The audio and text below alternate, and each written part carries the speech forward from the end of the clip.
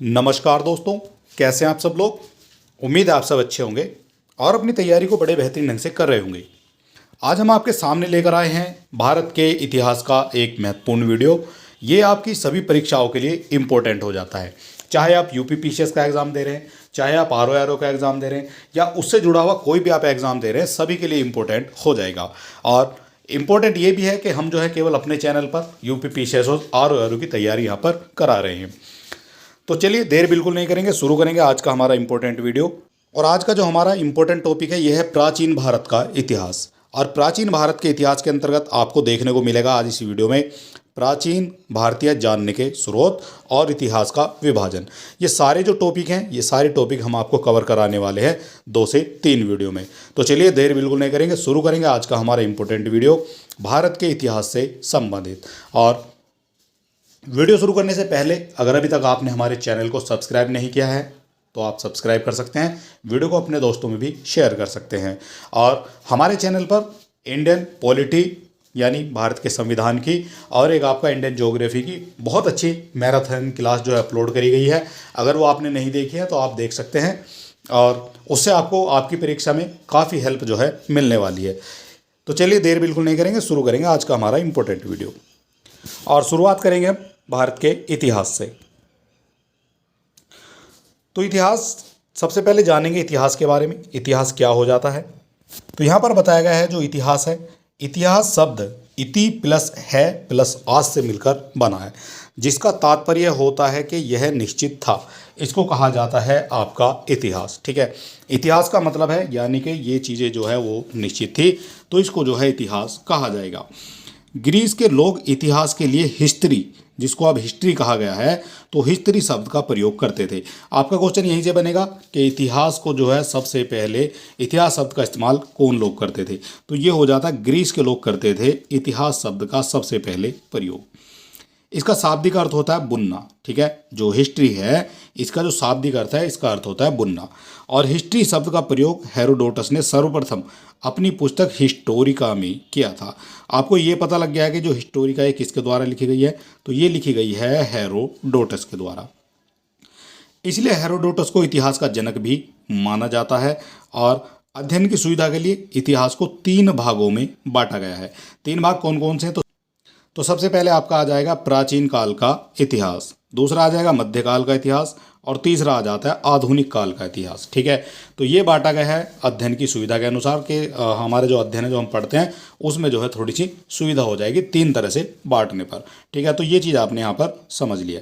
इसके बाद जो हमारा सबसे पहले आएगा वो आएगा हमारा प्राचीन भारत का इतिहास। ठीक है, तो सबसे पहले हम प्राचीन की बात करेंगे, उसके बाद हम बात करेंगे यहाँ पर जो आपका मेडिएवल यानी कि मध्यकालीन की, और उसके बाद में सबसे बाद में हमारा आएगा फिर आधुनिक भारत का इतिहास।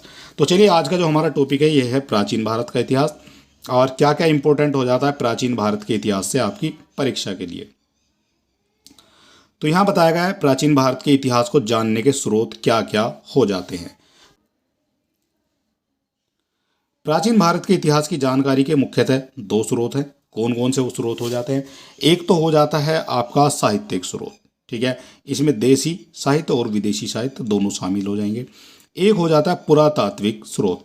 दोनों को आपको समझना है। जो प्राचीन भारत का इतिहास है इसको जानने के 2 स्रोत हैं, एक साहित्यिक जो साहित्य से हमें पता चलता है, एक आपका पुरातात्विक। पुरातात्विक यानी जो हमारी खुदाई हुई हैं, जिस हमारे पुरातात्विक जो चलती रहती हैं, कहीं ना कहीं कुछ ना कुछ निकलता रहता है। ठीक है, तो उस तरह से हमें 2 तरह से जो है इसका पता चलता है। इसके बाद साहित्यिक स्रोतों को पुनः 2 भागों में विभाजित किया गया। जो साहित्यिक स्रोत है उनको फिर से 2 भागों में बांट दिया है, एक तो धार्मिक साहित्य और एक हो जाता है धर्मेतर अथवा लौकिक साहित्य। ठीक है, तो 2 तरह से साहित्य को भी बांट दिया है। इसके अलावा जो आपका हो जाता है धार्मिक साहित्य उसको भी 2 पार्ट में विभाजित कर दिया गया है। इसमें एक तो आ जाते हैं जो ब्राह्मण थे, जो ब्राह्मण साहित्य थे, और एक आ जाते हैं गैर ब्राह्मण, जिनको ब्राह्मणेतर साहित्य भी कहा जाता है। तो ये सारी चीज़ आपको यहाँ पर समझते हुए चलना है। सबसे पहले प्राचीन भारत का इतिहास आ जाएगा। प्राचीन भारत के इतिहास के 2 साक्ष्य मिलेंगे आपको देखने को, एक साहित्यिक एक पुरातात्विक। अब ये जो साहित्यिक है इसको भी आप 2 पार्ट में डिवाइड कर सकते हैं, एक आपका धार्मिक और एक हो जाता है धर्मेतर। ठीक, अब ये जो धार्मिक है इस धार्मिक को भी आप 2 पार्ट में डिवाइड करेंगे, एक आपका ब्राह्मण ग्रंथ हो जाता है और एक आपका हो जाता है गैर ब्राह्मण ग्रंथ। इसके बाद यहाँ पर बताया गया है जो प्राचीन भारत को इतिहास के जानने के स्रोत हैं, उनमें आपका जैसे यहाँ पर डिवाइड करके दिखाया गया है, साहित्यिक स्रोत है और एक आपका पुरातात्विक स्रोत है। ठीक है, तो दो यहाँ पर हो गए।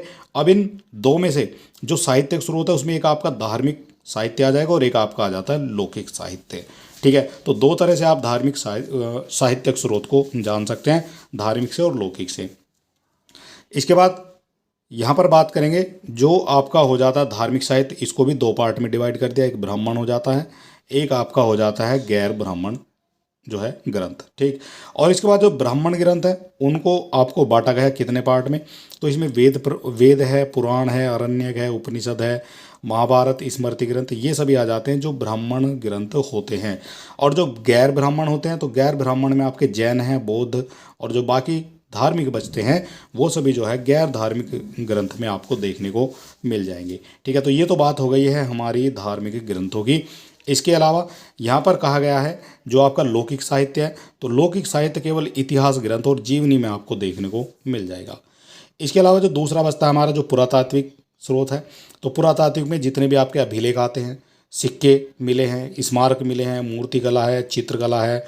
ठीक है, तो ये सभी चीज़ें आपकी पुरातात्विक स्रोत से आपको इतिहास की जानकारी हो जाएगी। तो ये जो सारी चीज़ें हैं ये आपको बताई गई हैं जिससे आपके इतिहास का पता चलता है।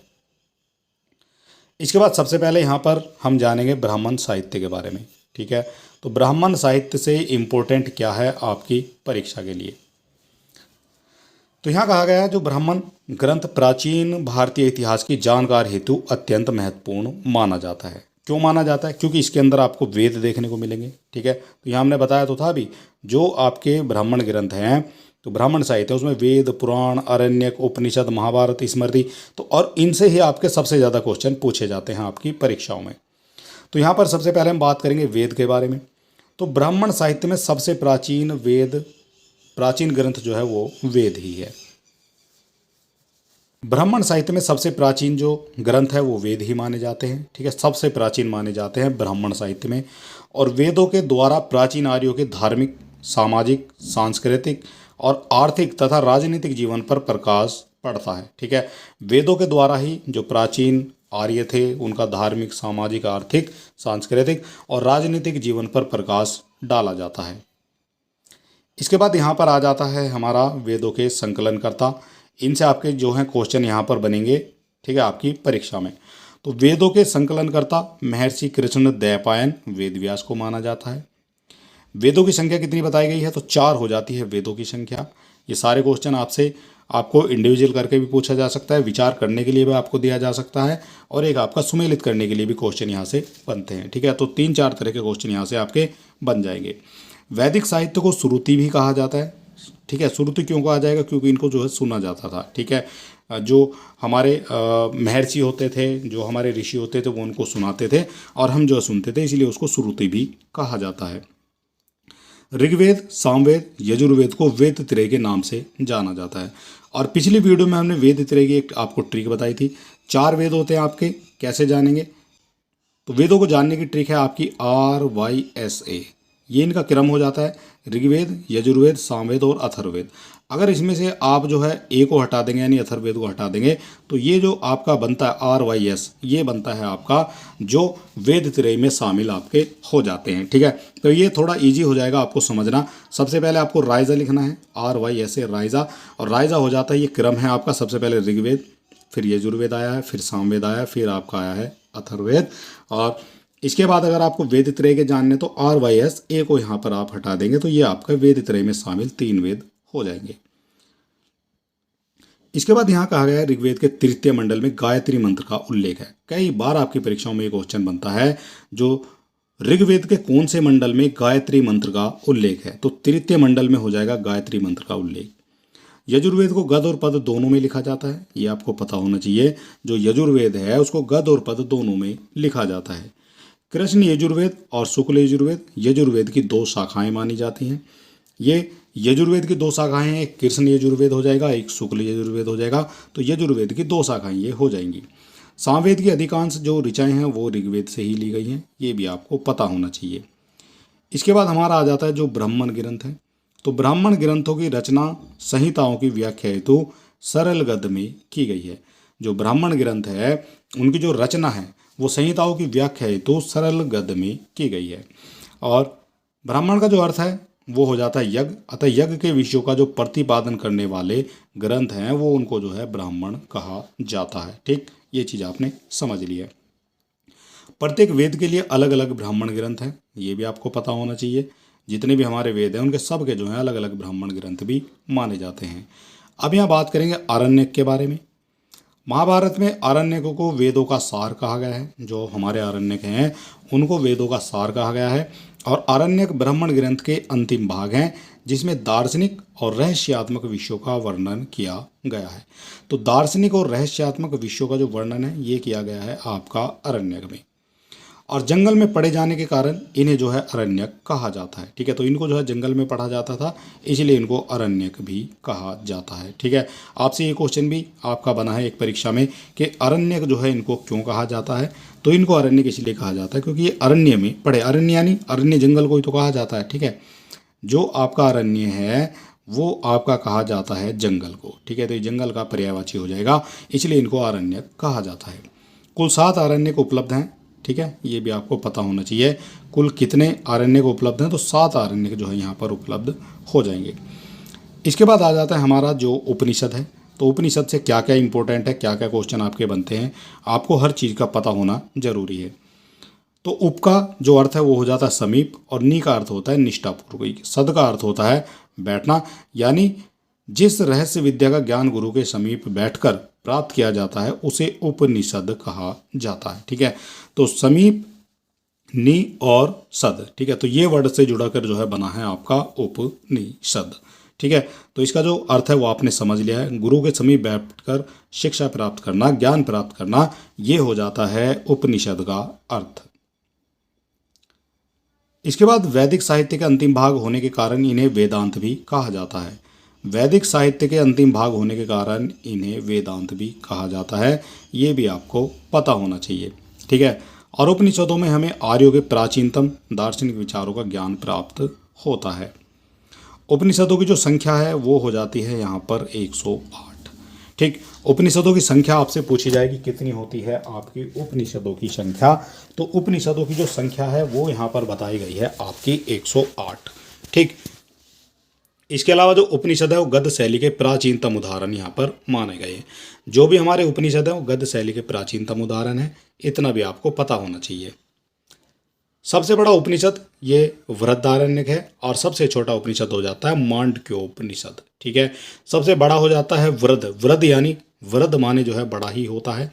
ठीक है, तो और नाम से भी आप पता लगा सकते हैं, वृहदारण्यक यानी वृहद अरण्यक, तो इसको कहा जाएगा यानी बड़ा अरण्यक। ठीक, और सबसे बड़ा जो उपनिषद है इसको माना जाएगा, और सबसे छोटा माना जाएगा मांडुक्योपनिषद। ठीक, ये हो जाएगा सबसे छोटा।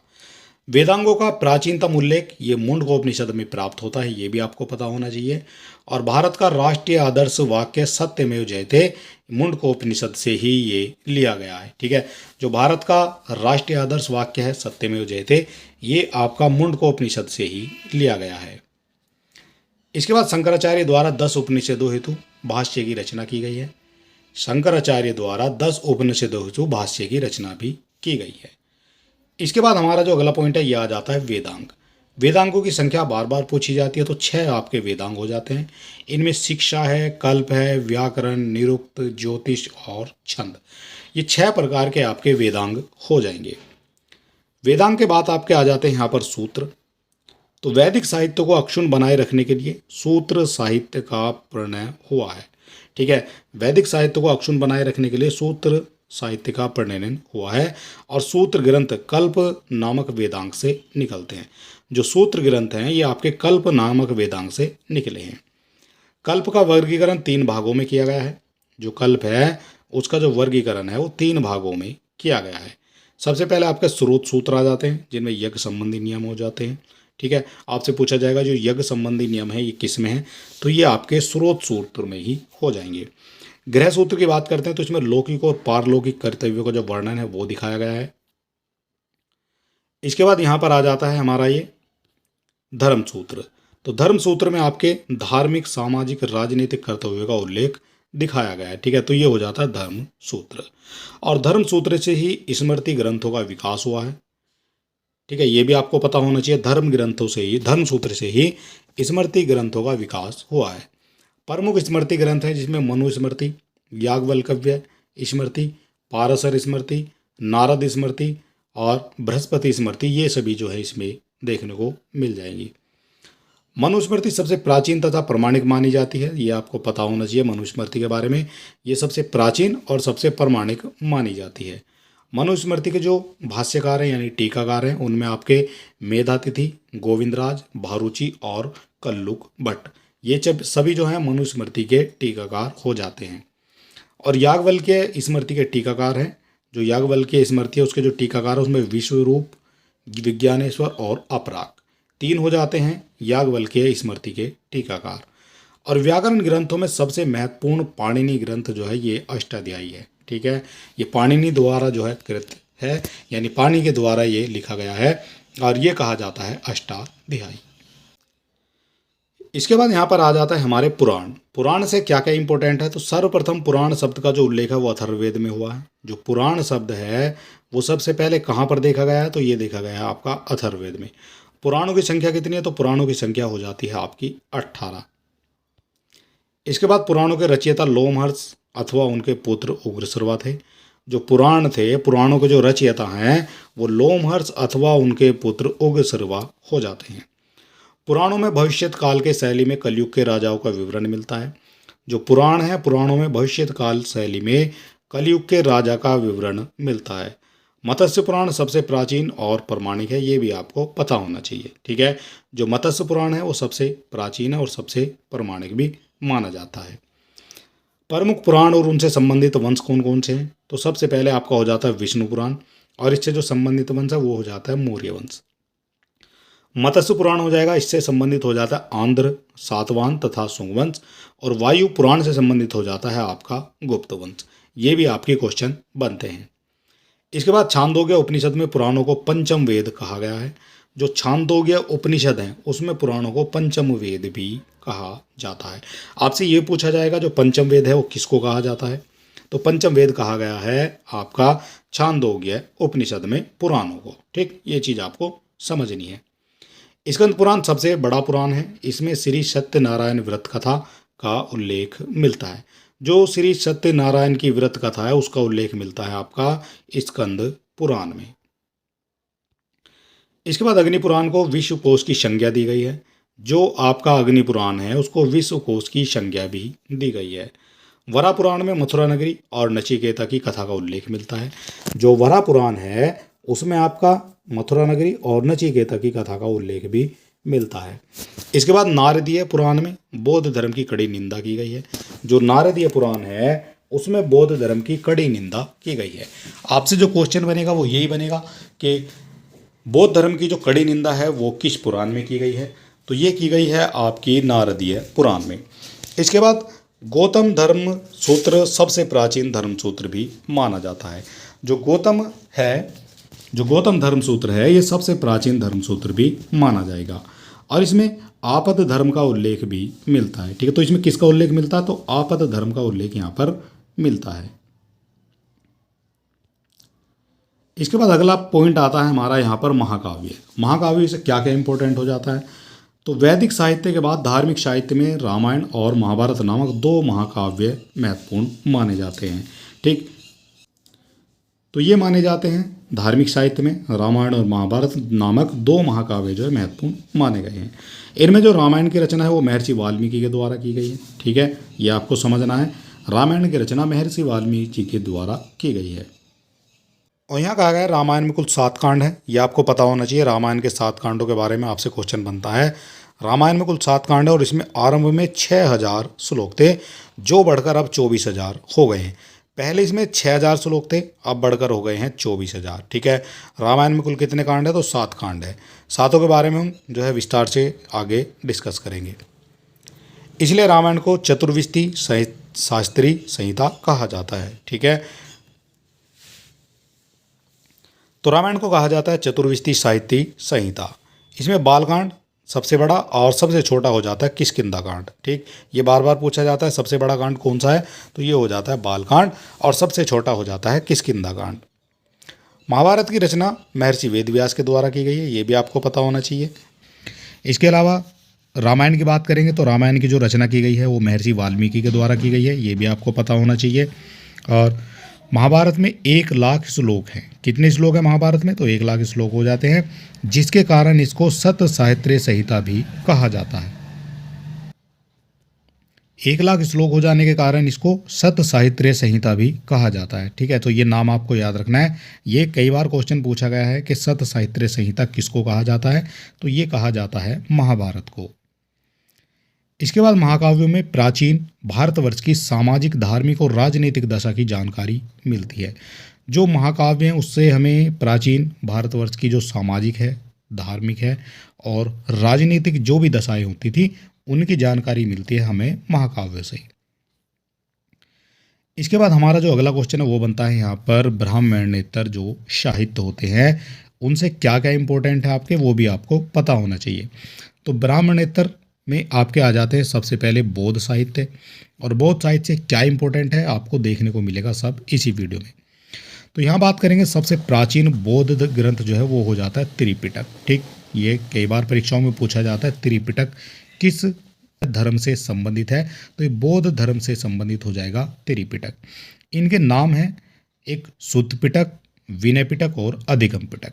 तो 3 पिटकों की जो रचना की गई है ये की गई है आपकी बौद्ध धर्म में, और इनको त्रिपिटक के नाम से जाना जाता है। तीनों के नाम आपको पता होना चाहिए, सुत्त पिटक, विनय पिटक और अधिगम पिटक। सुत्त पिटक को बौद्ध धर्म का इनसाइक्लोपीडिया भी कहा जाता है। ठीक है, तो इसी तरह के क्वेश्चन बनते हैं आपकी परीक्षाओं में। चाहे क्वेश्चन आपको इंडिविजुअल करके दे देगा, चाहे क्वेश्चन आपसे विचार करने के लिए दे दिया जाएगा, चाहे क्वेश्चन आपसे जो है सुमेलित करने के लिए भी आपकी परीक्षा में देखा जा सकता है। ठीक है, ये आप सभी जानते हैं। और जातकों में बुद्ध के पूर्व जन्मों की जो है कथाएँ भी देखने को मिलती है। जो जातक होते हैं उनमें बुद्ध के पूर्व जन्मों की कथाएँ देखने को आपको मिल जाएंगी।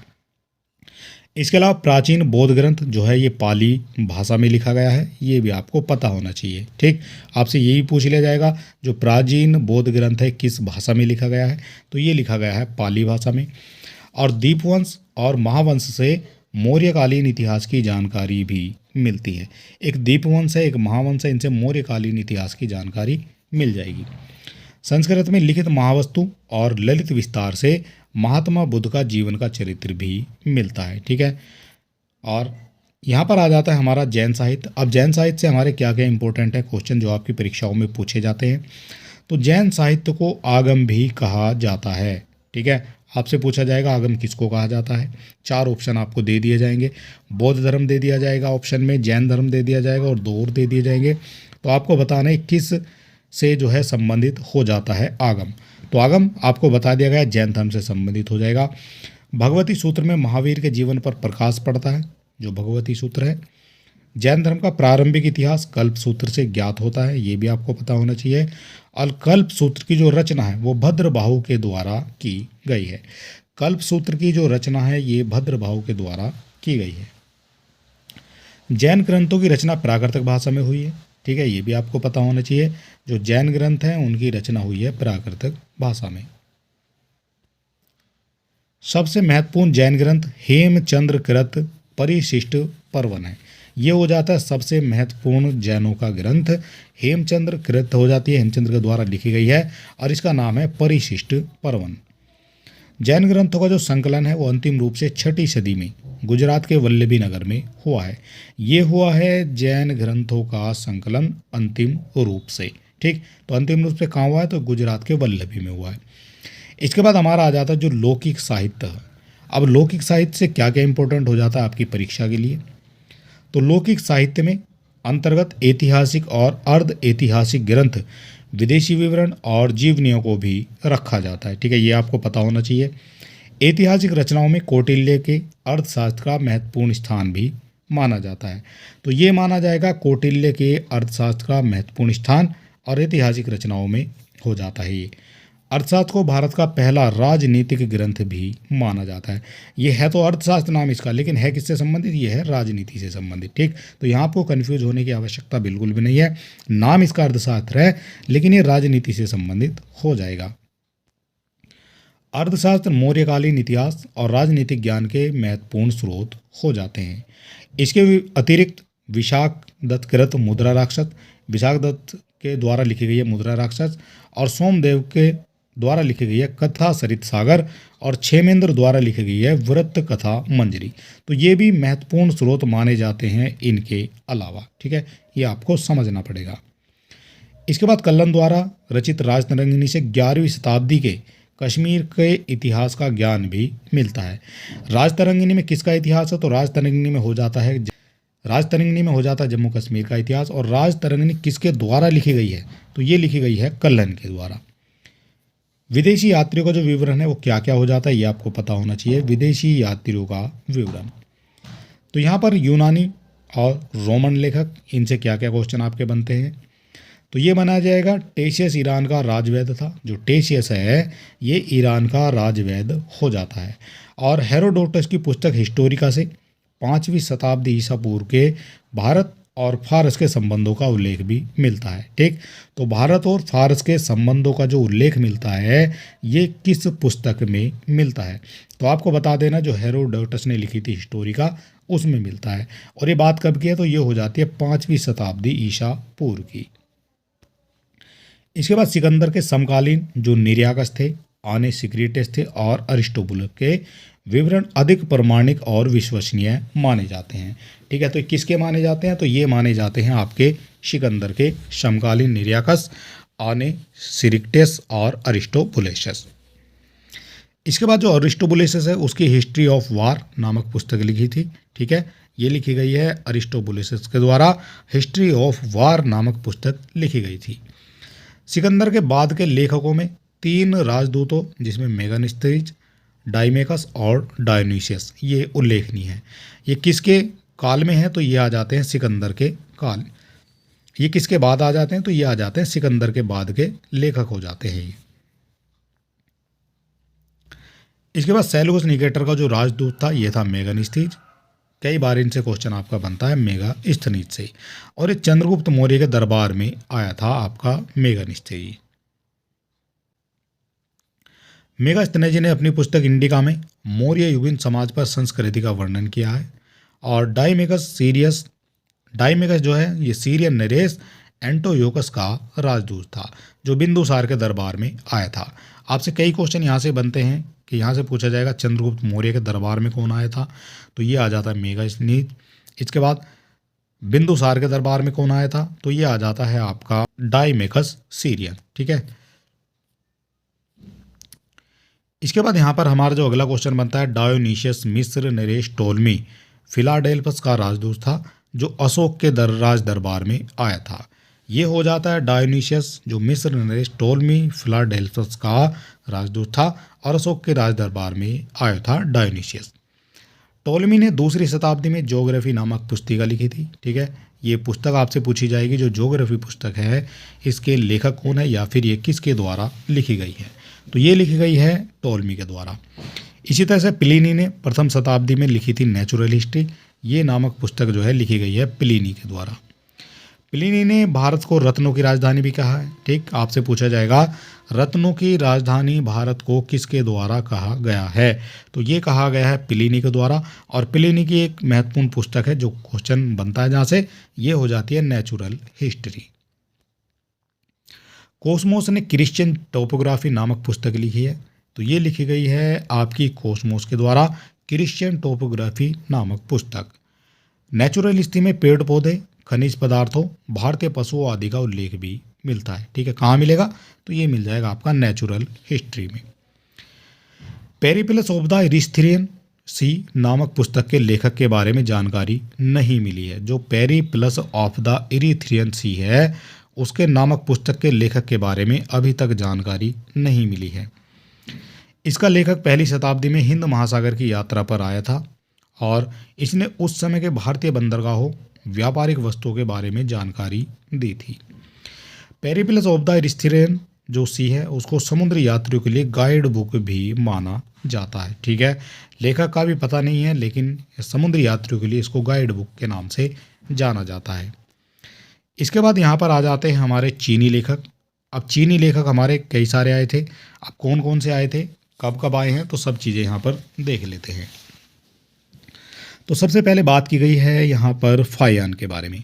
तो फाहियान आ जाता है 5वीं सदी में, चंद्रगुप्त द्वितीय के समय में आ जाता है, और उसने तत्कालीन सामाजिक, आर्थिक और धार्मिक स्थिति पर प्रकाश डाला है भारत की। ठीक, तो ये आ जाता है फाहियान, और चंद्रगुप्त द्वितीय के समय में ये आ जाता है।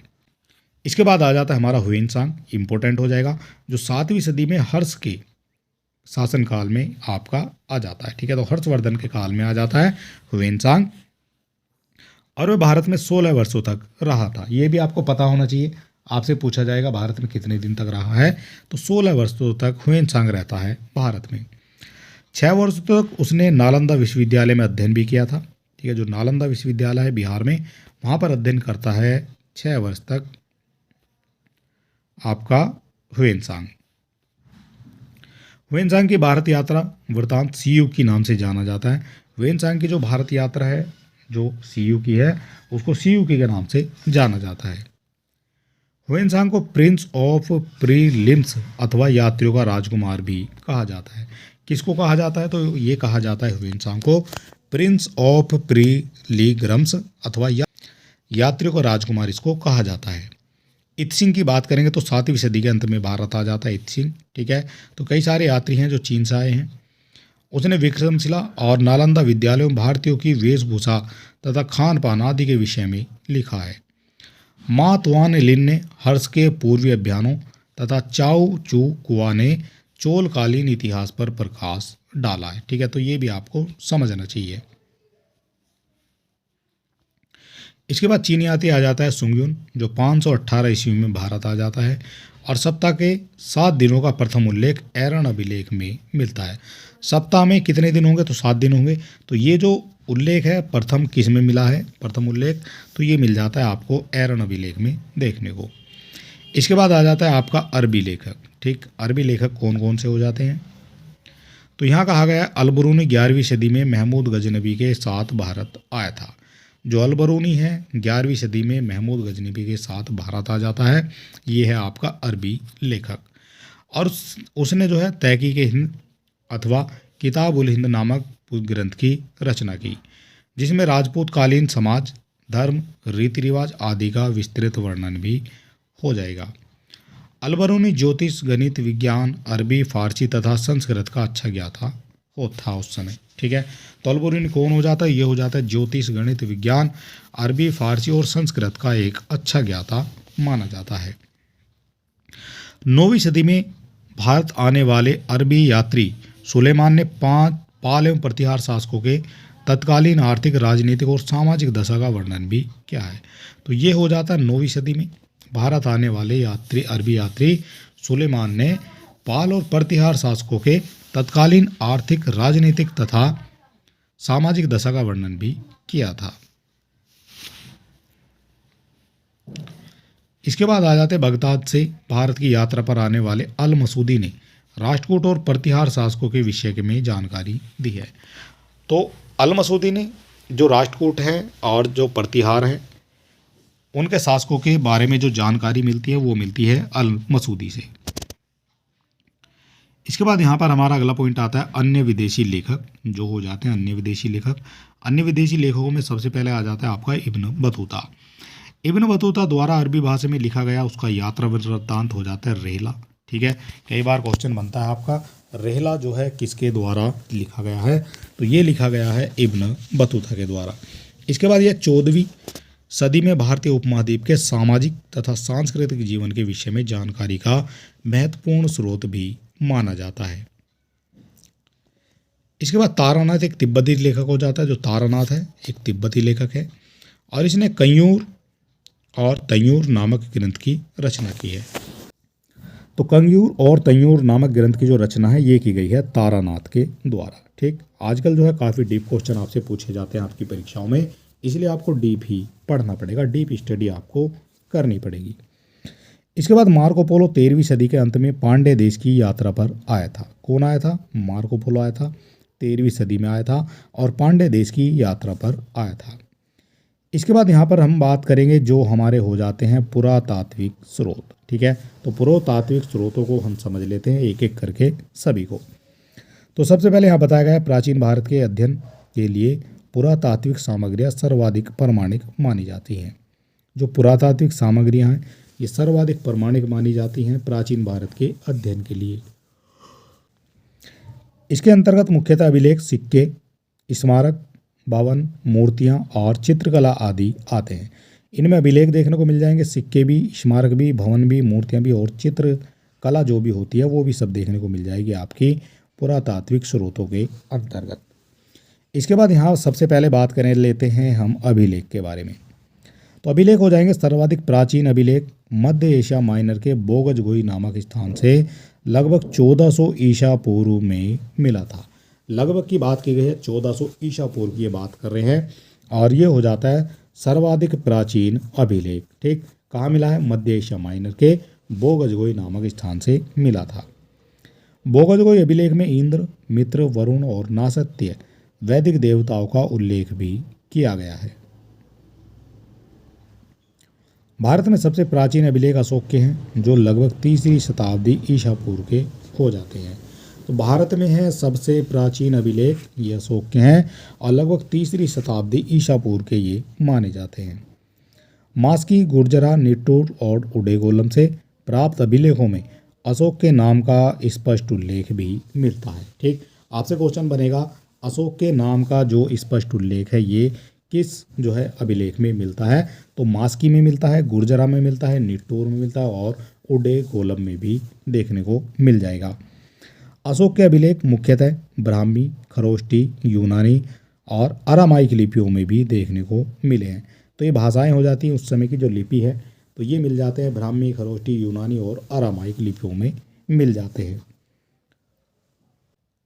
इसके बाद यवन राजदूत जो हेलियोडोरस के बेसनगर जिसमें विदिशा मध्य प्रदेश से प्राप्त गरुड़ स्तंभ लेख से 2य शताब्दी ईसा पूर्व में भारत में भागवत धर्म के विकसित होने के साक्ष्य भी मिले हैं।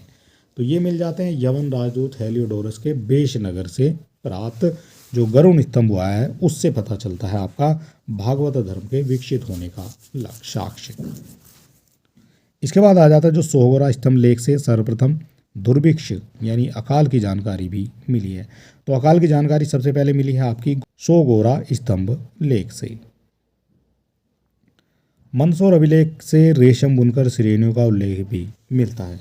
जो मंदसौर हैं, मंदसौर अभिलेख से रेशम बुनकर श्रेणियों का उल्लेख भी मिलता है। इसके बाद पर्शियोपोलिस और बेहिस्तून अभिलेखों से पता चलता है कि ईरानी सम्राट दारा ने सिंधु नदी की घाटी पर अधिकार कर लिया था। और सर्वप्रथम 1837 ईस्वी में जेम्स प्रिंसिप ने ब्राह्मी लिपि में लिखित अशोक के अभिलेखों को पढ़ा है। कई बार क्वेश्चन बनता है ये जो सर्वप्रथम ब्राह्मी लिपि में लिखित हैं अशोक के अभिलेख उनको सबसे पहले किसके द्वारा पढ़ा गया है? तो ये पढ़ा गया है आपका जेम्स प्रिंसिप के द्वारा।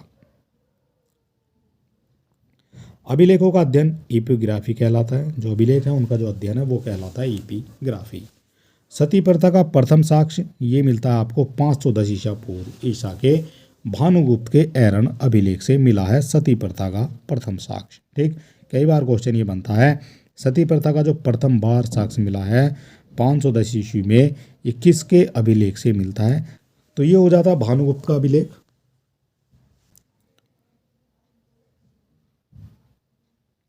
और इसके बाद यहाँ पर आ जाएगा जो स्मरणीय आपके अभिलेख हैं वो हो जाते हैं। इधर आपके अभिलेख दिए गए, इधर आपके शासक दिए गए हैं। तो सबसे पहले जो हाथी गुम्फा का अभिलेख है ये हो जाता है कलिंग राजा खारवेल से संबंधित। जूनागढ़ का हो जाता है ये रुद्रदामन से संबंधित। नासिक अभिलेख हो जाता है गौतमी बलश्री से संबंधित। प्रयाग स्तंभ लेख समुद्रगुप्त से हो जाता है। मंदसौर हो जाता है मालवा नरेश यशोवर्मन से। ऐहोल अभिलेख पुलकेशिन द्वितीय से हो जाता है। ग्वालियर हो जाता है प्रतिहार नरेश बोस से। भीतरी तथा जूनागढ़ अभिलेख ये स्तरगंध गुप्त से हो जाता है। और देवीपाड़ा अभिलेख हो जाता है बंगाल के शासक विजय सेन से संबंधित। ठीक है, तो सारे आपको याद रखने हैं, सारे आपसे पूछे जाते हैं। अगर आप इसकी फ्री पीडीएफ पाना चाहते हैं सभी वीडियो की, तो आप हमारे टेलीग्राम चैनल से जुड़ सकते हैं। टेलीग्राम चैनल का लिंक आपको डिस्क्रिप्शन में मिल जाएगा। इसके बाद यहाँ दिखाया गया है जो सिक्के होते हैं हमारे, तो सिक्कों के अध्ययन को क्या कहा जाता है, तो न्यूमिस्मेटिक्स कहा जाता है सिक्कों के अध्ययन को। ठीक, अगर आप तैयारी कर रहे हैं तो ये क्वेश्चन आपने कई बार देखा होगा। सिक्कों के अध्ययन को न्यूमिस्मेटिक्स कहा जाता है। प्राचीन काल में सिक्के तांबे के, चांदी के, सोने के, सीसे धातु के भी बनाए जाते थे। भारत के प्राचीन सिक्के हाथ सिक्के हैं जो कि 5वीं सदी के हो जाते हैं। ठीक है, ये ईसा पूर्व की बात हो रही है, 5वीं सदी की। ठप्पा मारकर बनाए जाने के कारण भारतीय भाषाओं में इन्हें आहत मुद्रा भी कहा है। ठीक है, तो ठप्पा मारकर बनाए जाने के कारण भारतीय भाषाओं में इसे आहत सिक्का के नाम से जाना जाता है। सातवाहन ने शीशे से तथा गुप्त शासकों ने सोने के सर्वाधिक सिक्के जारी किए थे। तो जो सातवाहन है उन्होंने शीशे के जो सिक्के हैं वो जारी किए थे, और गुप्त शासकों ने सबसे ज़्यादा सोने के सिक्के भी जारी किए थे। ठीक है, तो ये सारी चीज़ें आपको पता होना चाहिए, यहाँ से आपके क्वेश्चन बनते हैं। इसके बाद सर्वप्रथम लेख वाले स्वर्ण सिक्के हिंदू यूनानी यानी इंडो ग्रीक शासकों ने चलाए थे। यहाँ बात करेंगे मूर्तियों के बारे में, जो मूर्तियाँ, स्मारक और भवन तथा चित्रकला के बारे में। तो भरभूत बोधगया और अमरावती की मूर्ति कला में जनसाधारण के जीवन की सजीव झांकी देखने को मिलती है। ठीक, तो ये मिलती है कहाँ पर, भरभूत बोधगया और अमरावती की मूर्ति कला में। इसके बाद महलों और मंदिरों की शैली में वास्तुकला के विकास पर प्रकाश पड़ता है, और दक्षिण पूर्व एशिया व मध्य एशिया से प्राप्त मंदिरों तथा स्तूपों से भारतीय संस्कृति के प्रकाश पर प्रकाश वहाँ पर पड़ता है। इसके बाद अजंता, एलोरा आदि के चित्रों में मानवीय भावनाओं की सुंदर अभिव्यक्ति भी देखने को मिल जाएगी। ठीक, ये चीज़ आपको समझनी है। और चलिए दोस्तों, आज का हमारा वीडियो समाप्त होता है। अगर अभी तक आपने हमारे चैनल को सब्सक्राइब नहीं किया है तो आप सब्सक्राइब कर सकते हैं, वीडियो को अपने दोस्तों में भी शेयर कर सकते हैं, और मिलते हैं नेक्स्ट वीडियो में। तब तक के लिए नमस्कार, जय हिंद।